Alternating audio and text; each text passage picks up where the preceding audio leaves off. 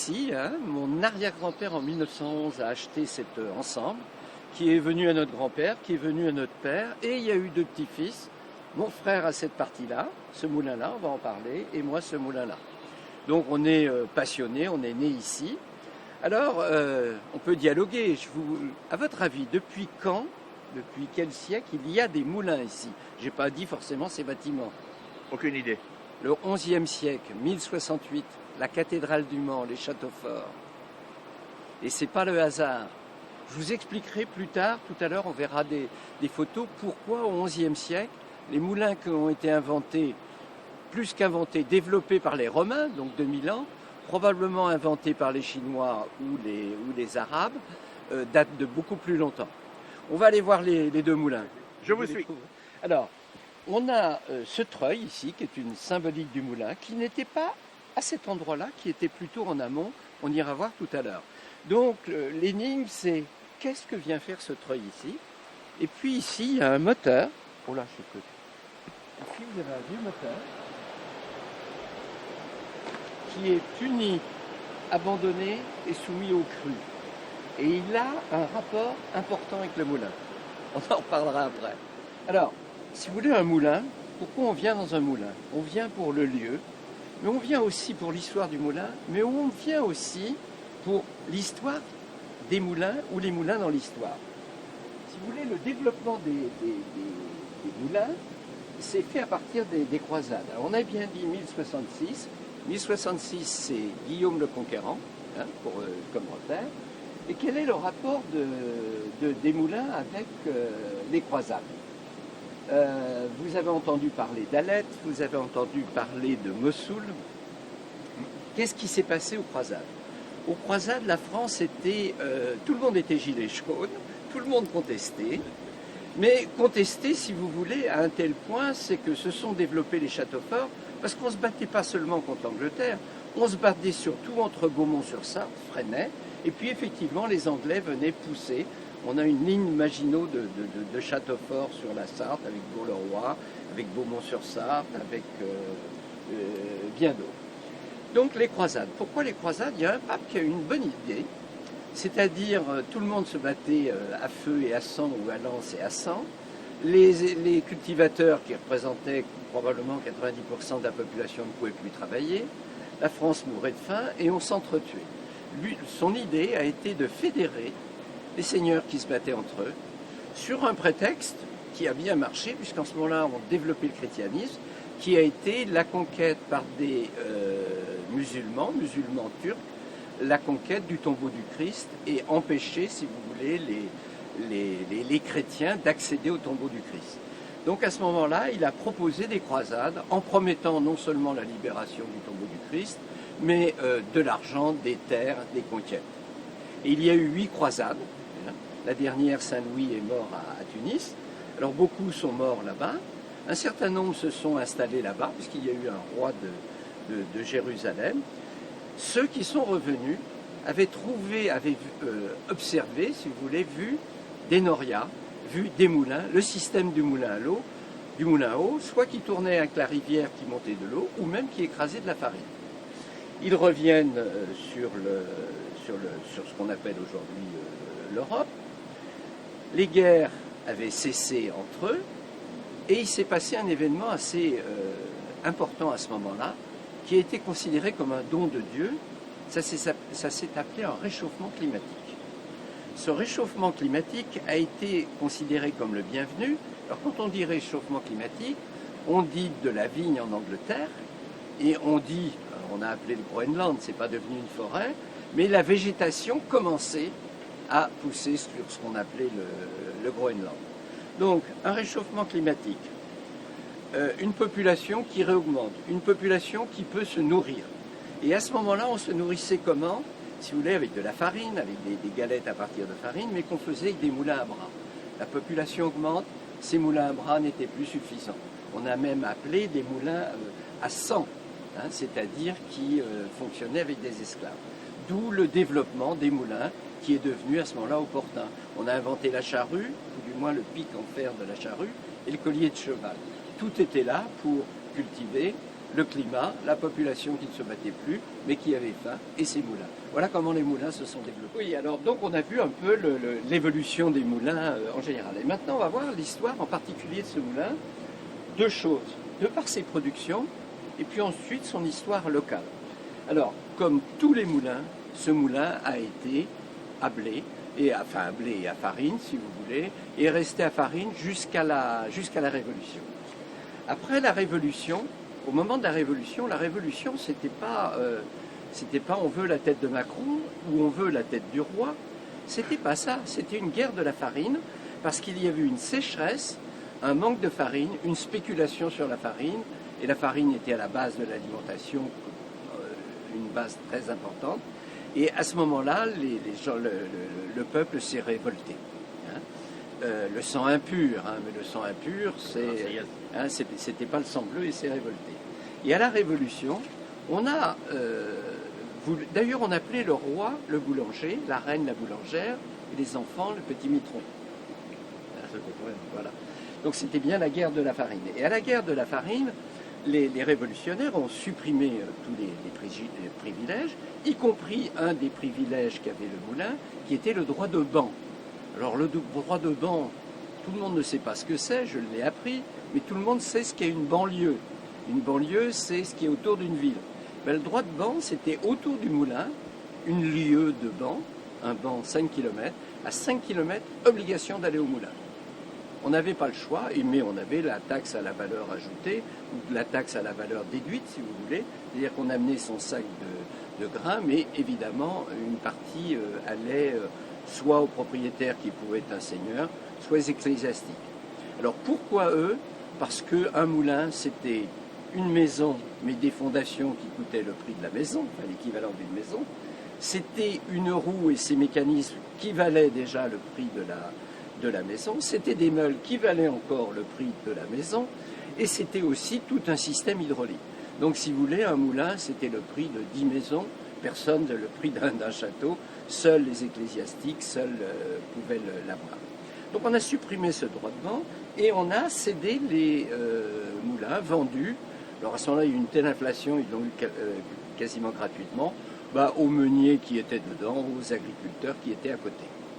Alors à ce moment-là, on a été obligé, parce que si on avait l'obligation d'aller au moulin, tant qu'ils ne nous empoisonnaient pas, même si la farine n'était pas bonne, on n'avait rien à dire, on n'avait pas le droit d'aller ailleurs. Quant aux meuniers, pourquoi investir? Les clients étaient là, ils étaient obligés de venir. Mais là, ça a changé la donne. Compétition dans les moulins, produire plus, d'où ces petits moulins, il est resté ici, il a eu une chance, ces petits moulins sont devenus en compétition avec les grands moulins. Et puis alors là, on leur a demandé de faire une déclaration de ce qu'ils produisaient en farine. Oh, ils ont dit, oh là, ils gèlent. L'été, il n'y a point d'eau. Et puis, des fois, il y a des arbres, on produit 2 fois 1. Enfin, je vais vous dire combien on produit. Et tous, ils produisaient 2 fois 1. Et on leur a autorisé à produire 80% de 2 fois 1. Donc, ça les a achevés. Donc, ces petits moulins-là ont été obligés de vendre, non pas le moulin, non pas la roue, mais tout ce qui produisait de la farine. Et ils ont fait autre chose. Et celui-ci, qui au début a fait de la farine, il a fait autre chose. Il a pilé du chanvre, et pilé du chanvre, et fait du tan. On va parler du tan rapidement. Le tan pour tanner le cuir. Les installations de cuir pour laver les peaux étaient bien au bord des rivières. Et ce tan, c'était tout simplement de l'écorce de chêne qui était pilée et qui était, si vous voulez, un ingrédient bio, qui permettait de tanner le chanvre. Donc il faisait ça avec une meule. Et en même temps, le tan, c'était une époque, nous sommes dans une région où il y a beaucoup de chanvre. D'ailleurs, ici, quand on vient, on a le chic et le couvert. On a gardé la tradition. Et ce chanvre, si vous voulez, cette plante extraordinaire qui a tué Dupont de Nemours, on pourra en parler, qui a été tué par Dupont de Nemours, on en reparlera après. Ce chanvre, qui est une plante on met une graine au mois de mai, j'en ai mis ici, je vous ai montré, avec l'autorisation de la police et la surveillance de la police. On a eu le droit en tant à titre de démonstration, si vous voulez. Vous mettez une graine au mois de mai et vous avez un chanvre qui faisait à ce moment-là entre 3 et 4 mètres en septembre. Au mois d'août, on l'arrachait, c'était important, on ne le coupait pas. Et puis on le faisait sécher, on battait le chènevis, la graine, pour en produire l'année d'après. Et puis le reste, on le mettait dans la rivière pour pourrir. Parce que le champ c'est comme une noix de coco, une noix qu'on mange. Si on veut manger la noix ou boire le lait de coco, eh bien, il faut casser ce qu'il y a autour. Ben, le champ, c'est pareil, c'est extrêmement dur, si vous voulez, à le broyer. Alors on le broyait à la main, comme ça s'est développé, on l'a broyé avec des moulins à chanvre. Et puis le chanvre a fini par disparaître autour des années 60. Pas disparaître, mais il n'y en avait pratiquement plus. Et à ce moment-là, mon grand-père, lui, avait déjà racheté ce moulin à chanvre, c'est-à-dire la filature qui est ici, qui s'appelle le Moulin Neuf. Il est tout jeune, il date de la Tour Eiffel. Et il a racheté celui-ci qui pilait de chanvre. Celui-ci, avec sa roue, je crois que je l'avais dit tout à l'heure, hein, il a fait un atelier mécanique. Et avec celui-ci, il a fait de l'électricité.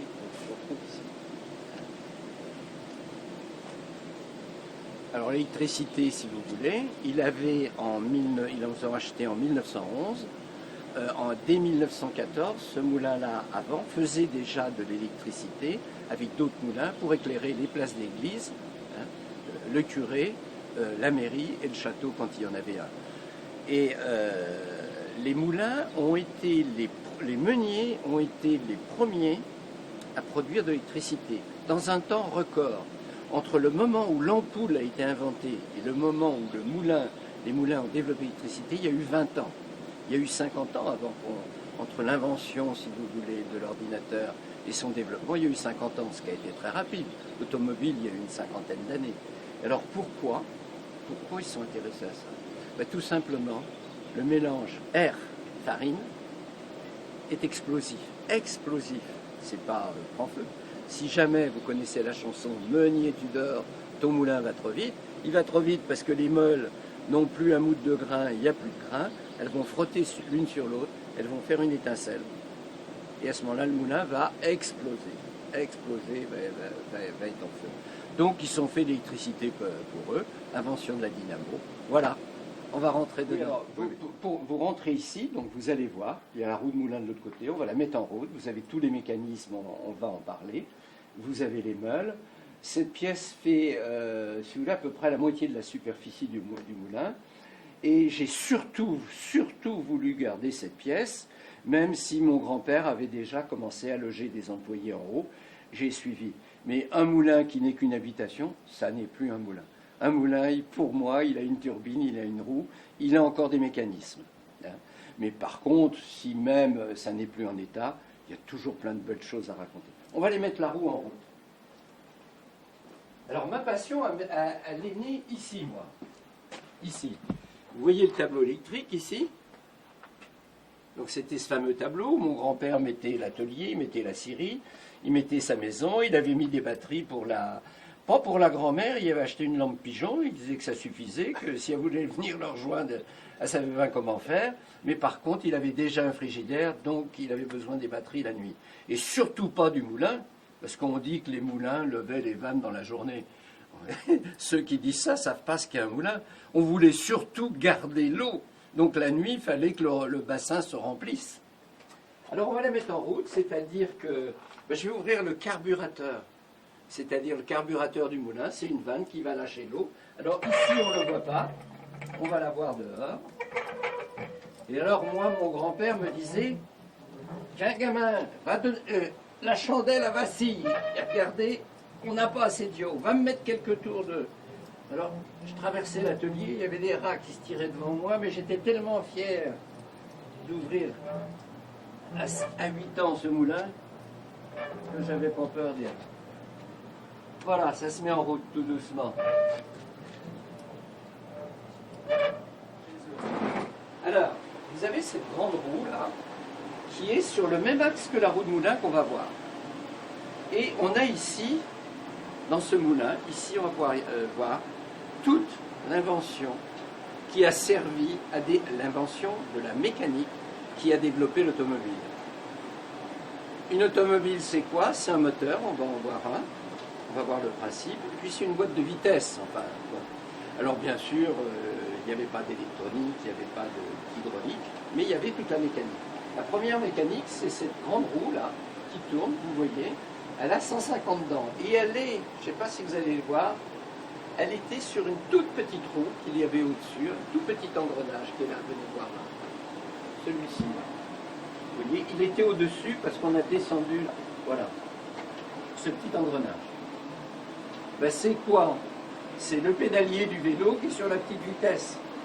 C'est-à-dire que la grande, elle a 150 dents, celle-là, elle a 50 dents. Là, quand elle fait 10 tours, on ne fait pas tout à fait 10 tours, ben 50, 150, 10 tours la grande, 50 tours la petite. Qui à nouveau était sur une grande, hein, qu'on voit ici. Et on multipliait. Et on passait, si vous voulez, de 10 tours à 150 tours, qui est la vitesse d'une meule. Alors là, on va pouvoir parler moteur. Alors, qu'est-ce qu'on voit ici? On voit un mouvement circulaire. Et venez voir ici. C'est une pompe. Le moulin avait besoin de pompe, avait besoin d'eau aussi. Ben, cette pompe, c'est quoi? Il y a à l'intérieur un cylindre, là, un piston, un vilebrequin, transformer le mouvement circulaire en mouvement alternatif.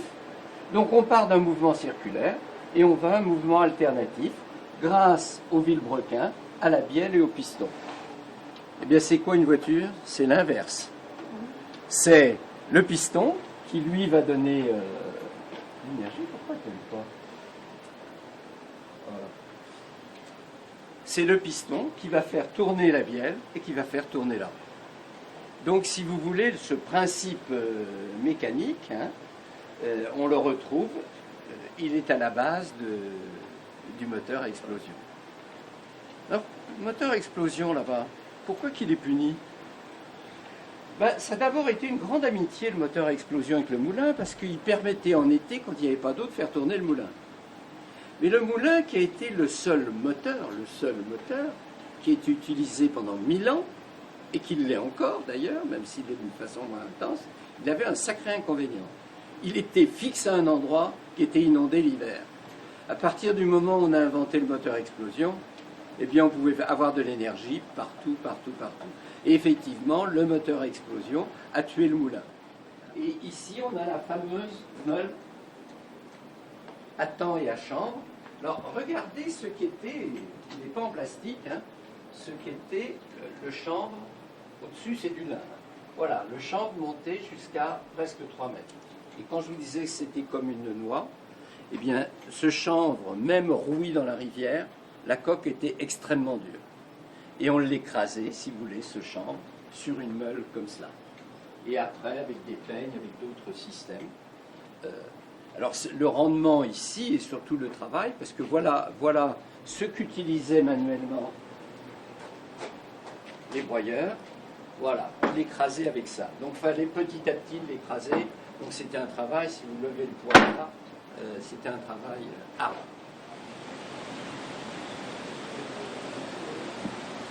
Alors là, on a une roue verticale, sachant qu'il existe des roues en bois horizontales. Horizontales, elles sont hors de l'eau, elles sont sous le moulin. Ce sont des tout petits moulins qu'on trouve beaucoup sur le sud, on va dire en dessous d'une ligne, on en trouve en Bretagne aussi, mais en dessous d'une ligne Bordeaux-Lyon, dans le Pays Basque, on trouve beaucoup de ces roues. Elles ont un avantage, elles tournent très vite, elles ont un axe qui est directement avec la meule. Donc il n'y a pas besoin d'engrenage. Donc ça, c'est les types de roues horizontales. Ici, on a un modèle vertical et on a l'eau, je ne sais pas si vous le verrez, on a l'eau qui pousse les pales en bois.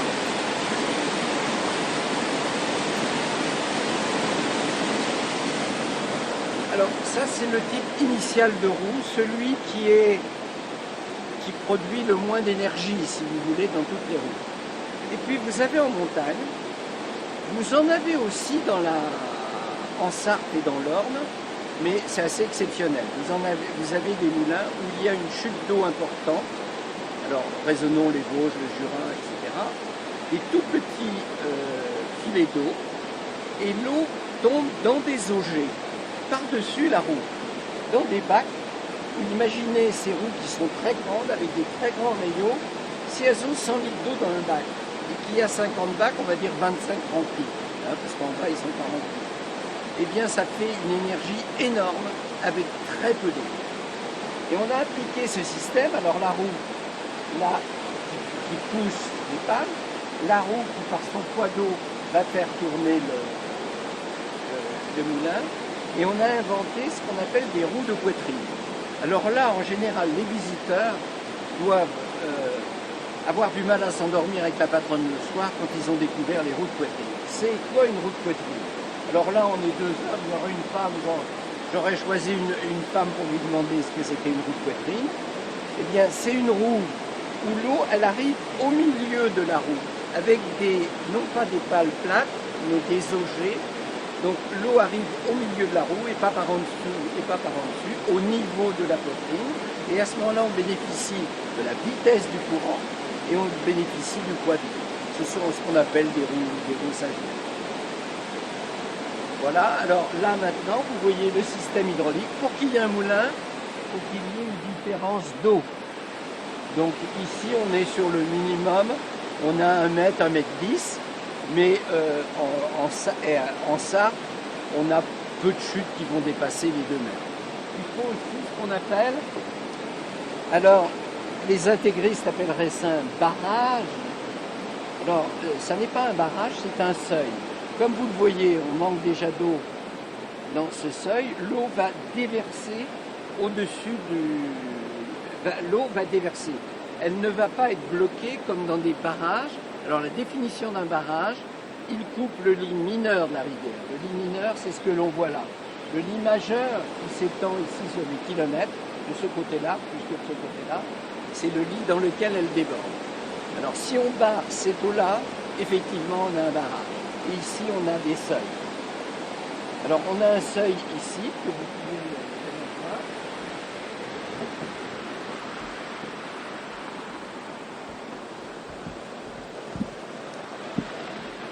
Comme vous le voyez, si vous avez 5 minutes, on ira les voir en face parce qu'il y a un seuil complètement différent de l'autre côté.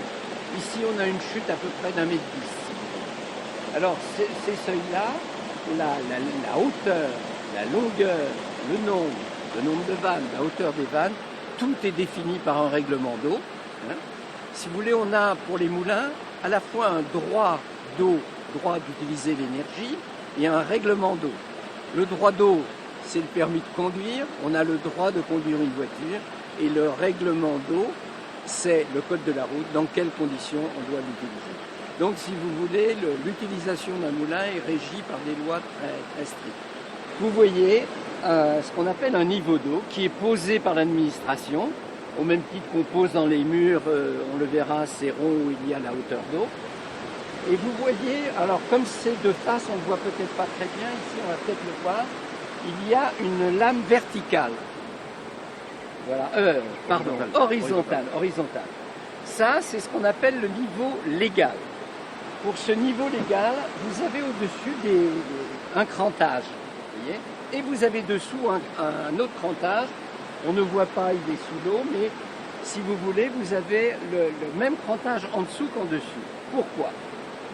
Le niveau légal dans la loi, c'est le niveau que l'on doit maintenir tant que soit peu.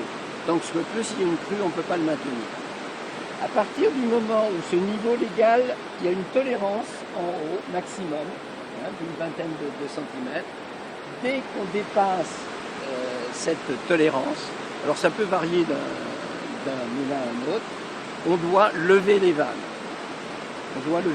Mais pas avant, parce qu'un des moyens de limiter les crues, c'est de retenir. Il suffit de regarder sur une autoroute, les autoroutes sartois n'ont pas beaucoup de pentes, tous les 4 voies, eh bien on voit qu'à la moindre des pentes, on a des petites barres en ciment. C'est tout simplement pour ralentir, pour pas que l'eau dévale. Mais à partir d'un moment, si vous voulez, si l'eau est trop importante, il faut la lâcher.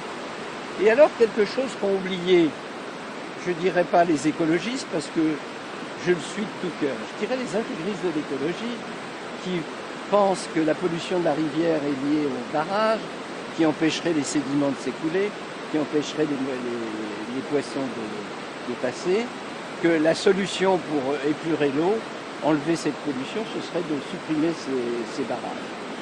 Alors en fait, ils disent le niveau d'eau, on ne doit pas le dépasser, mais on n'a pas à le maintenir, ce qui est une erreur. S'il y a des crans en dessous, si elle est trop basse, on doit la maintenir. En ce moment, nous sommes en sécheresse. Que nous dit la préfecture? Interdiction de lever les vannes. Pourquoi? Parce qu'on va baisser les niveaux d'eau et on va empêcher l'infiltration d'eau. Donc on en aura moins l'année prochaine. Voilà pour le... Mais bon, on a de la chance en Sarthe.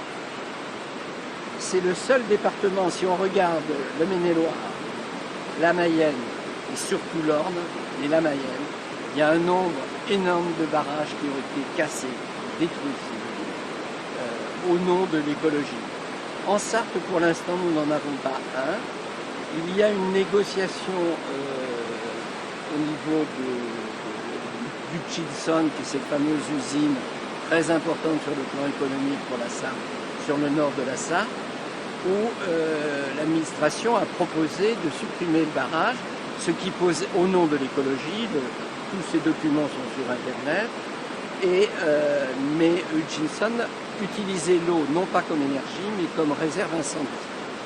Donc à ce moment-là, l'administration a un projet qui apparemment semblerait arrêté, qui était de reconstruire de l'autre côté des réserves d'eau. Enfin, toute cette modification, pas l'effacement du barrage, c'est peut-être 50 000 ou 100 000 euros de perceuse, mais l'ensemble du budget est 1 200 000 euros, 1 100 000 et quelques euros. Pour l'instant, le projet est arrêté. Je pense qu'on n'a pas cet argent pour faire cette bêtise-là, mais ça, c'est mon point de vue personnel. Alors, on va parler de l'anguille. L'anguille est un poisson particulier, mythique, qui malheureusement était déclaré en voie de disparition. Et là, apparemment, les scientifiques disent que l'anguille va disparaître. On va parler de l'anguille, on va parler de ma jeunesse, de l'anguille. Vous avez filmé dans le fond l'ensemble. Vous vous rappelez de quoi? Qu'est-ce que vous avez vu? Il y a ce qu'on appelle les nacelles. Oui. Après les termes, je ne sais pas.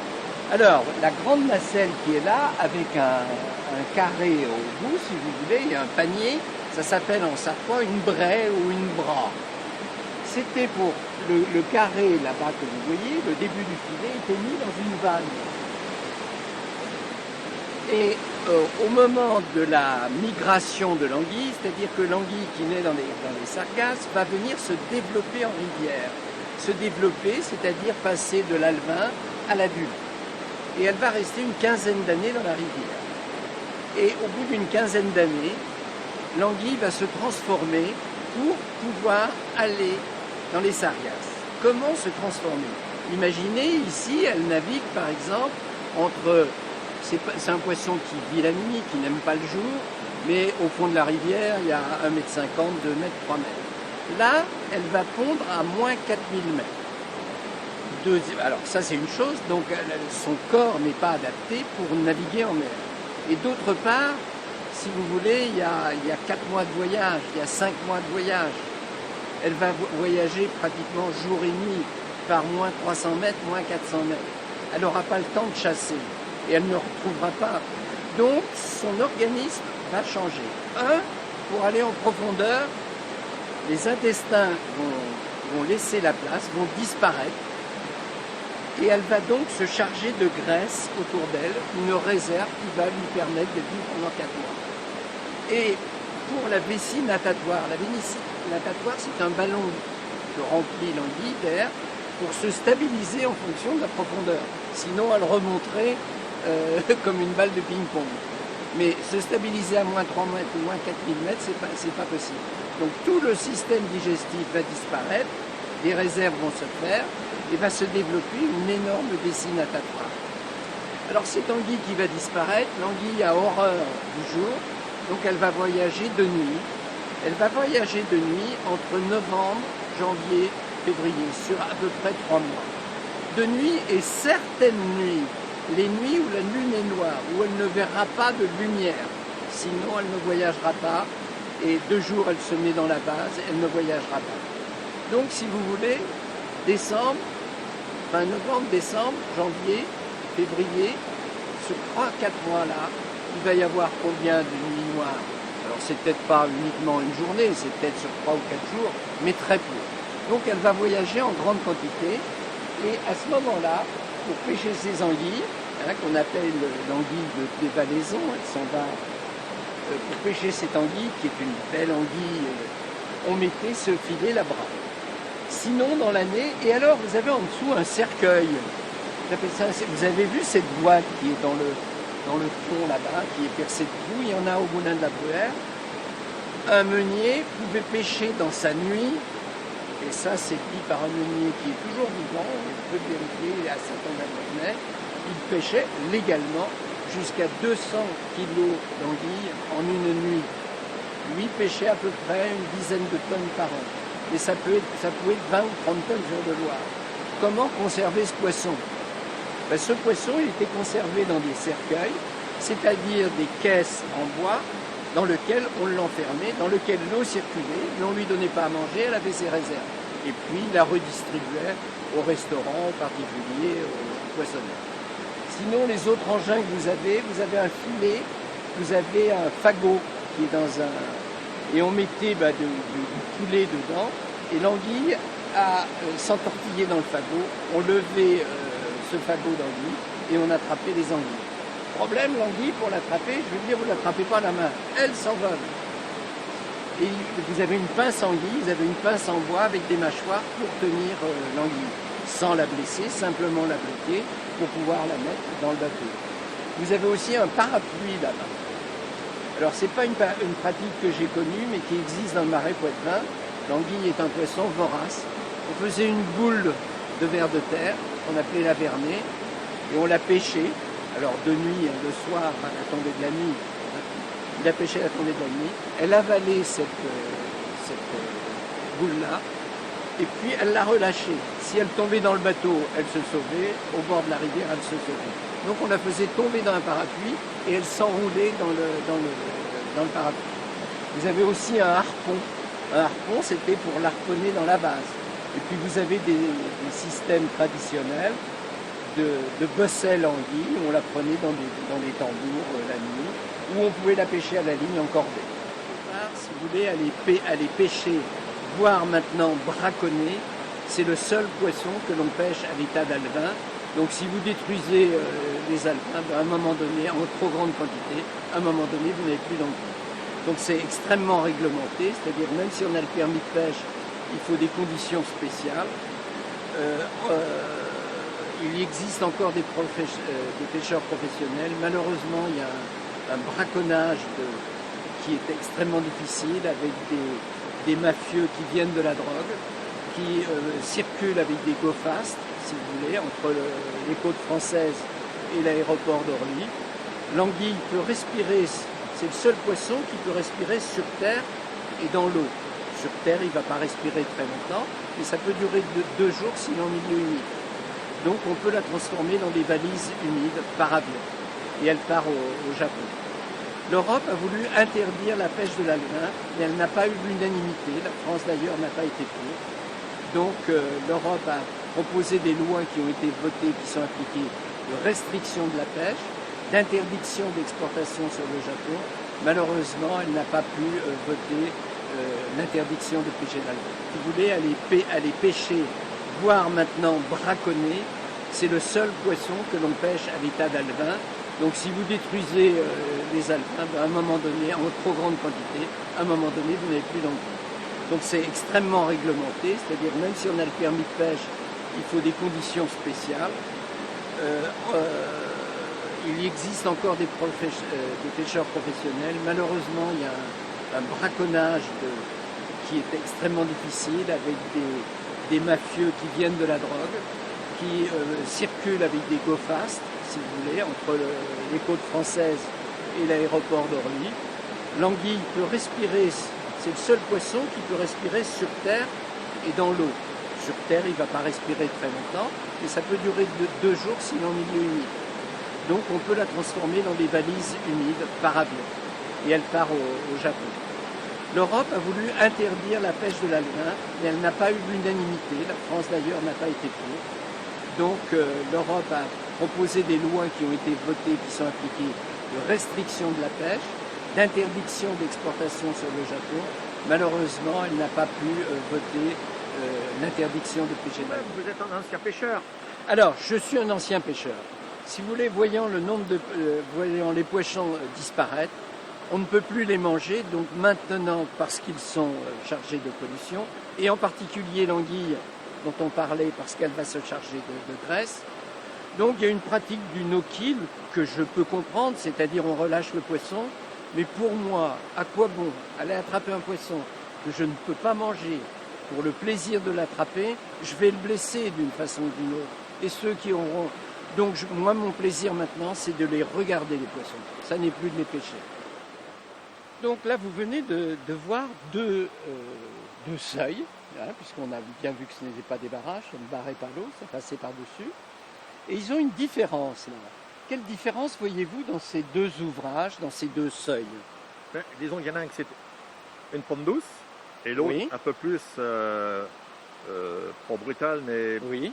pas beaucoup plus. Oui, là on a carrément comme un mur, si Voilà. vous voulez, qui fait 1,10 m. C'est ce qu'on appelle la hauteur de la chute d'eau.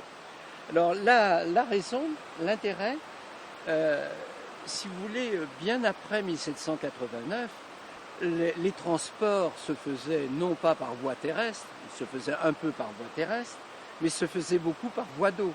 Et nos rivières-là étaient navigables.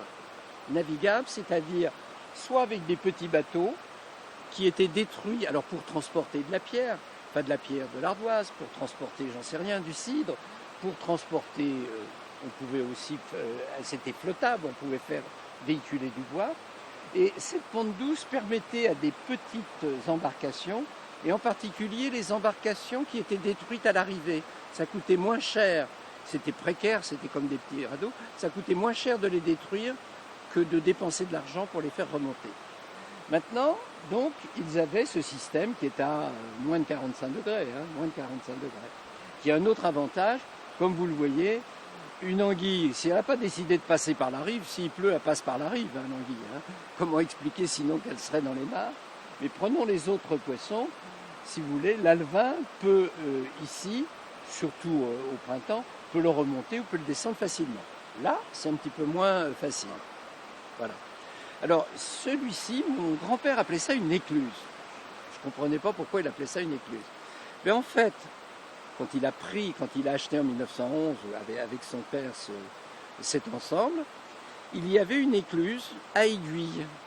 C'est-à-dire, il y avait des bouts de bois qui étaient plantés dans la rivière et qui tenaient avec des madriers. Et on enlevait ces bouts de bois pour faire soit remonter, soit descendre les bateaux les plus lourds.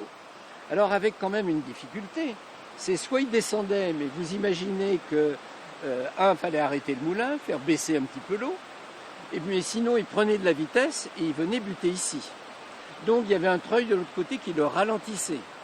Quand ils remontaient à vide, il y avait et un autre treuil ici qui le guidait. Si vous voulez, il était guidé par un câble ou par une chaîne, ou une grosse corde en chanvre, qui lui permettait, si vous voulez, de passer le barrage. Et quand il remontait, l'autre treuil permettait de le remonter, puisqu'il n'était pas hélice, il n'était pas à moteur. Et il y a même eu un projet de navigation. Le moulin dit merci parce qu'il aurait disparu. Il est vers, si vous voulez, 1800, le début du chemin de fer. Avant que le chemin de fer n'apparaisse, il y avait une volonté de faire transiter des bateaux pour notre région, mais ça a été vrai pour toute la France, de Nantes à Caen, de l'Atlantique à la mer du Nord. Vous imaginez, donc remonter la Loire, mais à Angers, on remontait la Maine. On pouvait soit prendre la Mayenne, donc il y avait le même projet dans la Mayenne, soit prendre la Sarthe, on arrive au Mans pour la Sarthe, et puis on arrivait ici, puis on butait sur les Alpes-Mancelles. Donc, on faisait disparaître les moulins qui étaient en milieu de rivière. Il n'y en a pratiquement plus en Sarthe. Il n'y en a plus de ces moulins-là. Ils ont tous disparu, soit esquintés par les crues, comme ils sont peu accessibles. Maintenant, on a des moulins soit sur le côté, soit carrément en déviation. Donc, on faisait sauter ces moulins-là. Et il y a eu un projet qui consistait à avoir 8 écluses, 8, entre Beaumont-sur-Sarthe, ou Fresnay, peut-être Fresnay, et Alençon, pour pouvoir aller rejoindre l'Orne et pour pouvoir aller. Bon. Et en fait, ce projet et il y avait le même projet dans la Mayenne, qui était en compétition. Et on voulait rejoindre Paris, etc. Il y a eu des projets pour aller rejoindre Paris, etc., par le Loir, etc. Et en fait, le chemin de fer s'est développé. Et à ce moment-là, l'investissement chemin de fer, la souplesse quand même du transport, a fait qu'on a abandonné ces projets-là. Donc, quand mon grand-père l'a acheté, il y avait encore l'écluse, mais ils l'ont fait maçonner. Alors, on va aller voir un autre type d'ouvrage. Donc là, on en a un, deux. Il y en a un troisième pour les crues. Donc, il y en a 3 en maçonnerie comme ça. Donc, ils avaient l'avantage, de donner de la vitesse à l'eau du moulin. À l'eau, prenez de la vitesse ici, attirée par les déversoirs, soit en crue, de pouvoir, si vous voulez, quand on décidait de les vannes, et que les vannes là étaient bouchées par des embâcles, de pouvoir déverser l'eau. Et il y a donc là, vous avez un troisième type d'ouvrage que vous pouvez filmer, qui a la particularité, donc vous voyez cette très longue pale, qui a plusieurs noms, elle est reliée à des vérins. Ici, on a un flotteur qui, en fonction du niveau d'eau, va déclencher. Vous voyez, ici, il y a un moteur électrique pour déclencher les vérins. Donc, quand l'eau est trop haute, en crue, automatiquement, il se baisse. Ce clapet automatique, semi-automatique, a été décidé par le Conseil général sous une forte demande de la commune. Pourquoi la commune a demandé ce clapet? L'été, tout le monde était content de venir à la pêche, et c'est à qui pourrait venir à la pêche, mais l'hiver, le moulin était maudit. C'est-à-dire, on dit, c'est le moulin de la Lande qui bourre de l'eau, c'est pourquoi on est inondé. Et effectivement, toujours, tous les ans, vous verrez, cette route est barrée. Vous voyez, il y a une différence de moins de 2 mètres là. De moins de 2 mètres. Donc le Conseil général avait souhaité construire ce clapet dans nos vannes. Ce que mon père et mon frère, Jean-Paul Poirier, qui est propriétaire de l'autre moulin, ils s'y sont opposés. Et moi j'adhérais tout à fait à cela aussi, même si c'est eux qui ont pris cette responsabilité-là, en disant, nous sommes d'accord pour un clapet, on va vous céder un terrain, mais on veut garder le côté patrimonial, et puis on veut être chez nous, quoi. C'était bon, c'est un petit peu normal. Donc ce terrain ici appartenait donc à mon grand-père, ce bout de terrain ici, là. Donc ils ont construit ce clapet-là. Alors il y en avait qui disaient, oui, mais il est sur le côté, il ne va pas. Bon, effectivement, quand les eaux sont trop hautes, il est très utile. Il est très utile parce que nous recevons de plus en plus de bois, d'arbres et de souches. Et quand je dis de plus en plus, ça a probablement été multiplié par 4 ou 5 depuis qu'on a interdit de brûler. Parce qu'on ne brûle pas, ben qu'est-ce qu'on fait? On jette dans la rivière? On ne jette pas dans la rivière. On met ça sur le côté, la rivière l'emportera, y compris les souches. Ce qui fait que quand il y a des crues, tout est bourdé là-bas. Heureusement qu'il y a le clapet. Par contre, il y a eu un inconvénient de ce clapet. C'est que Vivoin a été moineillé. Ben oui, mais maraîchers Beaumont, ils ont reçu tout le haut du clapet. Et ils se sont trouvés surinondés. Donc ils ont fait un clapet. Alors on n'a pas continué jusqu'au Mans comme cela. Bon, ceci étant dit, il y a eu un arrangement avec le Conseil général, notamment en descendant le clapet, ce qui nous a permis d'abaisser le niveau au moment des écourus, d'être complètement à sec pour faire nos travaux. Petit inconvénient quand même, là où on est, il y a un petit fossé qui est ce qu'on appelle un fossé de contournement, qui malheureusement a été bouché, mais il pourrait peut-être être ouvert, qui est une technique aujourd'hui, si vous voulez, pour faire passer les poissons, qui remontent, c'est-à-dire on enroche, et puis remonte à une période donnée quand il y a beaucoup d'eau. Donc il y a toujours cette hypothèse, alors il y a soit on nous demande de faire des passes à poissons, mais moi j'ai pas 100 000 € pour de l'intérêt collectif, mais je ne suis pas opposé, moi si on me propose une passe à poissons, sur la collectivité, je ne m'y opposerai pas. Mais il y a une autre solution qui est beaucoup moins onéreuse, qui permet d'utiliser, il suffirait de recreuser un peu ce fossé à la pelleteuse, mais de lui donner une entrée ici. Alors, aujourd'hui, en conclusion, on a la chance, grâce aux agriculteurs, qui sont riverains de 90% des rives, grâce à nos hommes politiques, nos sénateurs, grâce au Conseil général, qui ont, à ce jour, nous ont aidés à résister face à ce mouvement que je dirais, non pas écologique, parce que c'est le bon sens l'écologie, mais comme une religion, pour ceux qui y adhèrent, c'est le bon sens, mais l'intégrisme, ça n'est plus le bon sens. Et vouloir effacer des barrages, c'est de l'intégrisme pour nous.